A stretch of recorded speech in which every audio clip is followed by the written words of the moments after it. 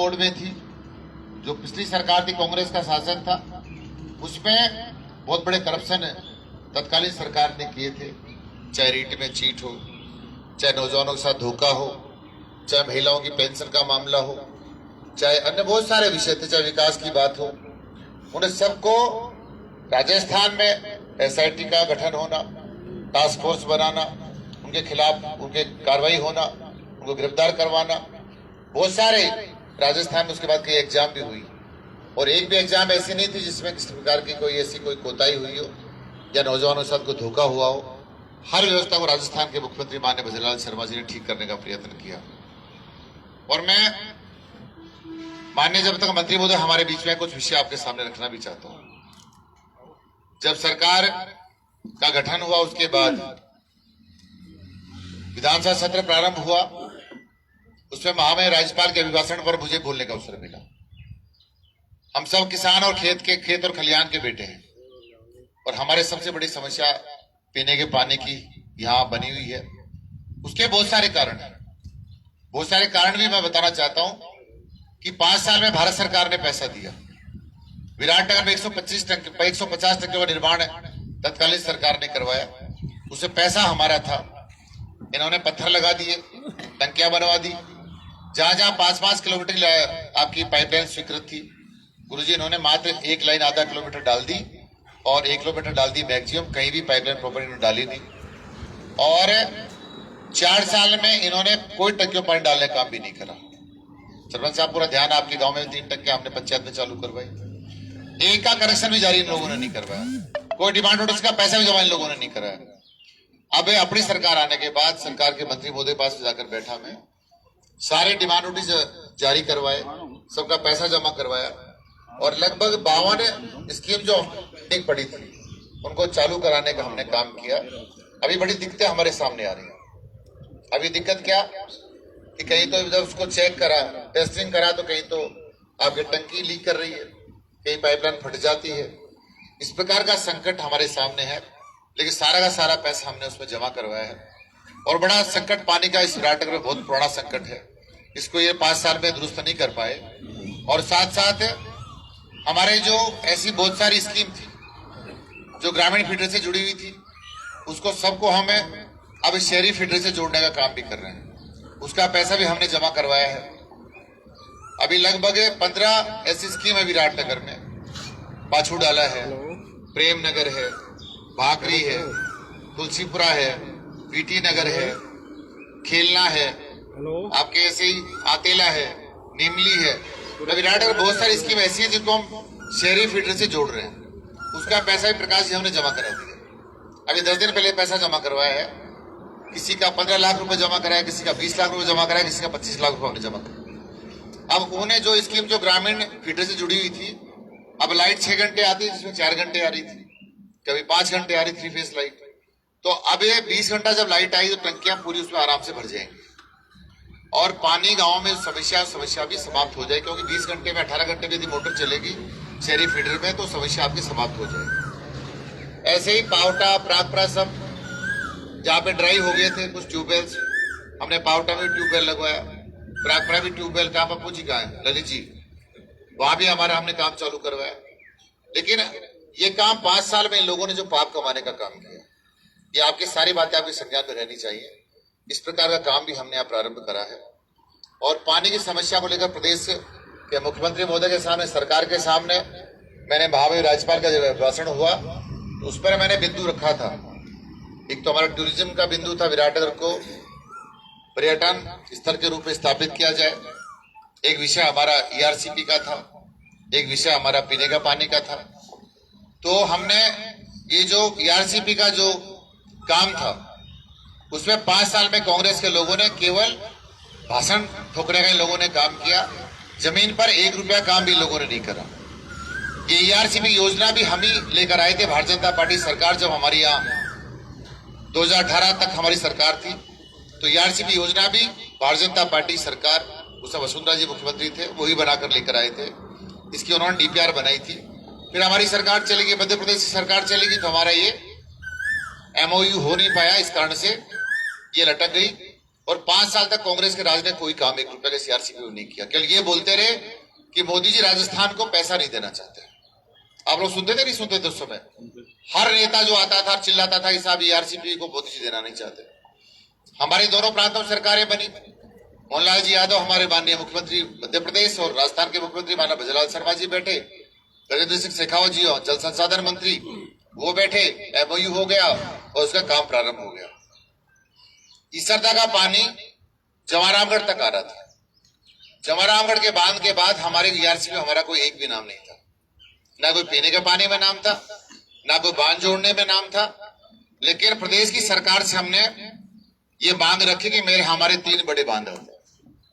एक तो विराटनगर को पीने का पानी ये सीआरसीपी में मिले, इस प्रकार की मांग हमने करी। और दूसरी मांग हमारे जो जवानप्रांत हवाई का बांध है, एक छितौली का बांध है, एक बुचारा का बांध है, इन तीनों बांधों को जोड़ने की सरकार से मैंने मांग करी थी।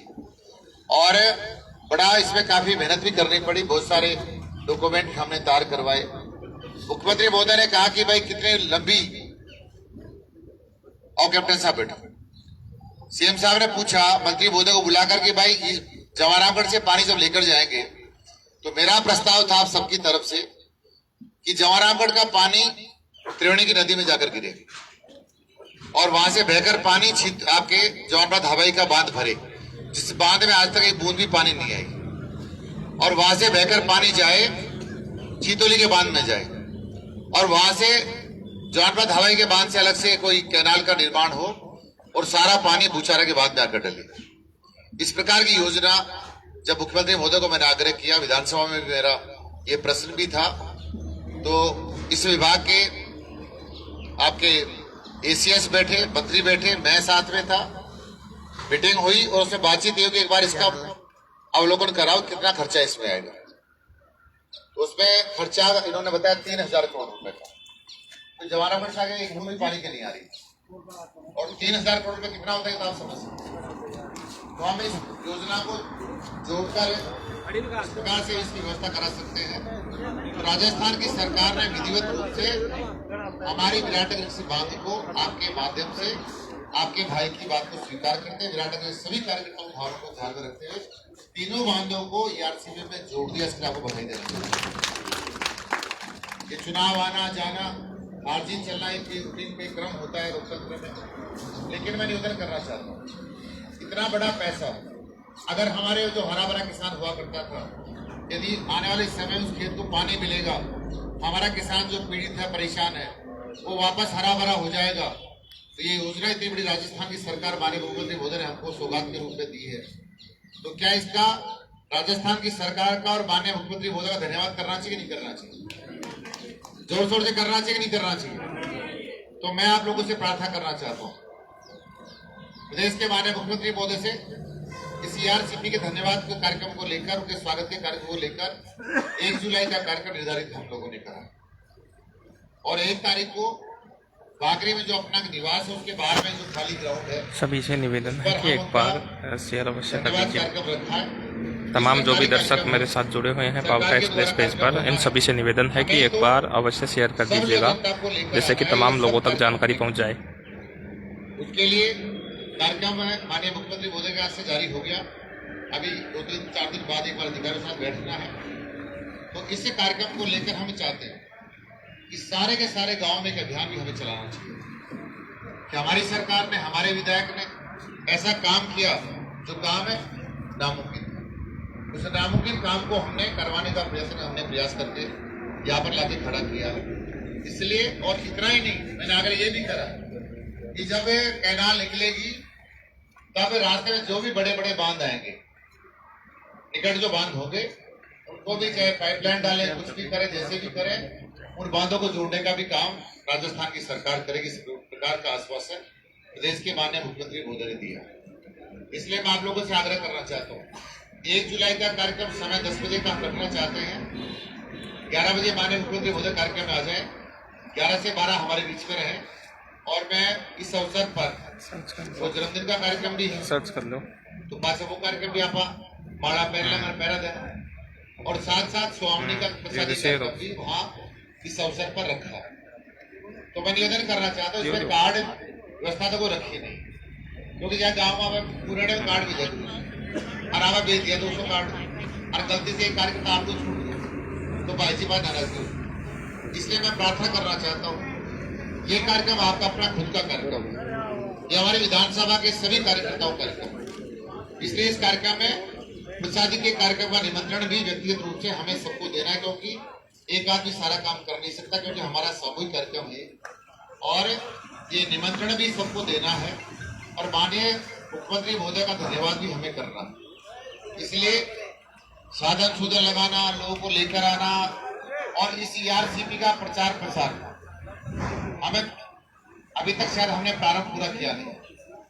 इसलिए मैं निवेदन आप सबसे करना चाहता हूँ, तो भाषण ठोकता फिर है ना, और वो गड़गड्डा शब्द भी याद होगा तो खूब माल खा लिया वहां से नहीं बोलते, बड़ा परेशान थे। कल तो मानक है वो करता कि कुलदीप की गाड़ी फंस तो तरीके से फंस तो जड़े मर्जी बिछा दे। अब उनको 5 साल में जो लोगों ने माल कमाया, 5 साल में ऐसे पाप कमाए इन लोगों ने, जो मर्जी कानून कायदों को सबको ताकत इन लोगों ने दी। ये चेयरमैन साहब बैठे, आज मैंने निर्मल जी को टेलीफोन किया था, सबके ग्रांट आ गई हमारे कोटपुतली में, भारत सरकार की ग्रांट आ गई, नगर पालिका शाहपुरा में आ गई। विराटनगर में चेयरमैन साहब फिर भी सुनो, 1 रुपये ग्रांट नहीं है भारत सरकार की, ना पावटा को ग्रांट आई। और वो ग्रांट इसलिए नहीं आई कि इनको यूडी टैक्स के नाम पर 40% यूडी टैक्स इनको काटना चाहिए।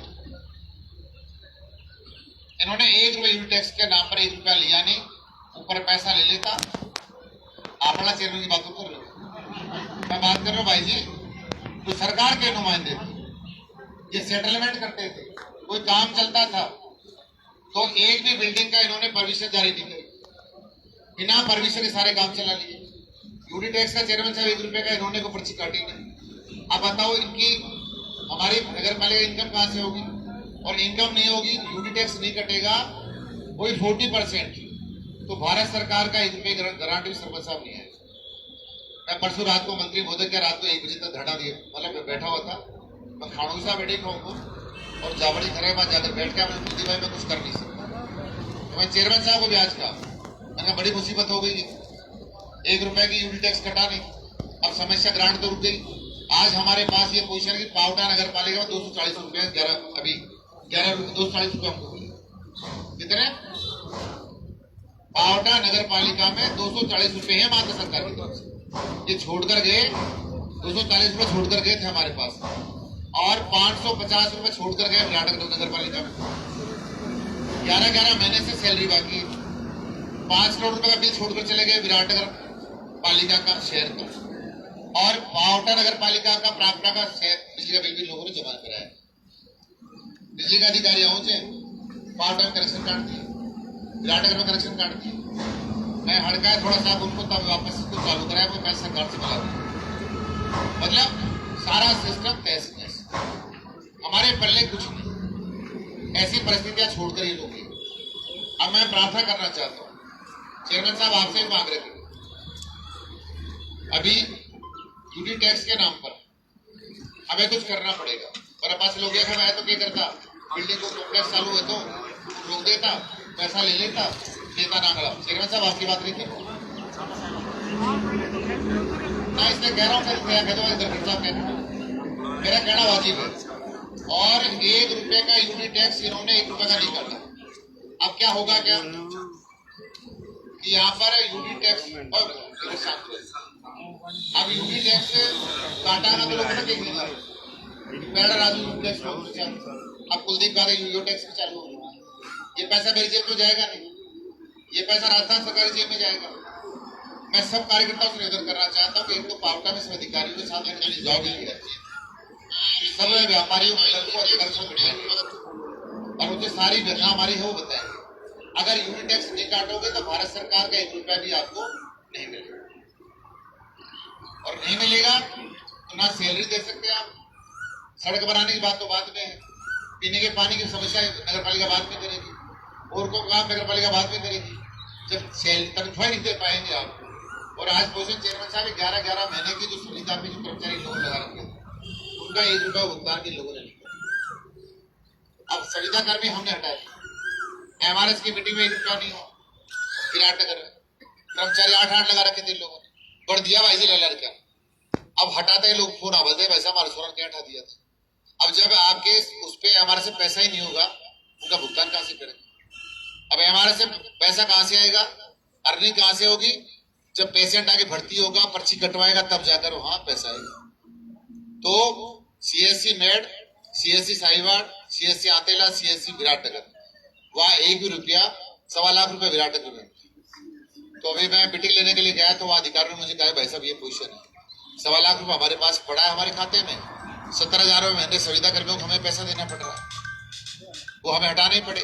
हटाते ही सुबह तो लाइन लागी किताब बीजेपी का हिसाब है तो क्या हटाया था। अब हटाए इसलिए पैसा है ही नहीं, पैसा दोगे कहां से आप।